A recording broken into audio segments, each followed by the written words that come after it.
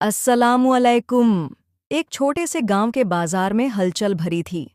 हामजा नाम का एक लड़का अपनी माँ के साथ खरीदारी कर रहा था। अचानक उसकी नज़र जमीन पर पड़ी एक भारी थैली पर पड़ी। जब उसने उसे उठाया और हल्का सा खोला तो वह हैरान रह गया। थैली सोने के सिक्कों से भरी हुई थी। हामजा का दिल तेजी से धड़कने लगा। उसके परिवार की आर्थिक स्थिति अच्छी नहीं थी और कई बार उनकी माँ को भोजन जुटाने में कठिनाई होती थी। एक पल के लिए उसके मन में आया, अगर मैं यह सोना रख लूं तो हमारा जीवन बदल सकता है।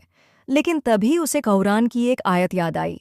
निश्चय ही अल्लाह तुम्हें आदेश देता है कि अमानतें उनके हकदारों को लौटा दो। सूरह अन-निसा 4:58। हामजा जानता था कि यह सोना उसका नहीं है। उसने तय किया कि वह इसके असली मालिक को ढूंढेगा। वह बाजार में घूम घूम कर आवाज़ लगाने लगा, क्या किसी की सोने की थैली खो गई है? कई लोग उसकी तरफ देखने लगे, लेकिन किसी ने दावा नहीं किया। तभी एक बुजुर्ग व्यापारी घबराए हुए वहां आए। बेटा, क्या तुमने सोने की थैली देखी? मैंने अपनी साल भर की कमाई खो दी है। हामजा ने पूछा। थैली में क्या था? व्यापारी ने अंदर के सिक्कों की सही संख्या और थैली के निशान बिल्कुल ठीक बताए।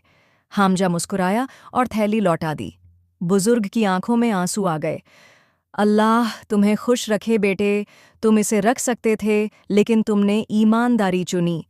व्यापारी ने इनाम के तौर पर हामजा को कुछ सोने के सिक्के देने चाहे, लेकिन हामजा ने इनकार कर दिया। मैंने यह अल्लाह के लिए किया है, इनाम के लिए नहीं।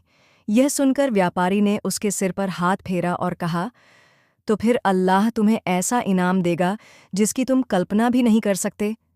उस रात हामजा का दिल हल्का और सुकून भरा था। उसने सोना नहीं चुना, बल्कि अल्लाह की रिदा को चुना था।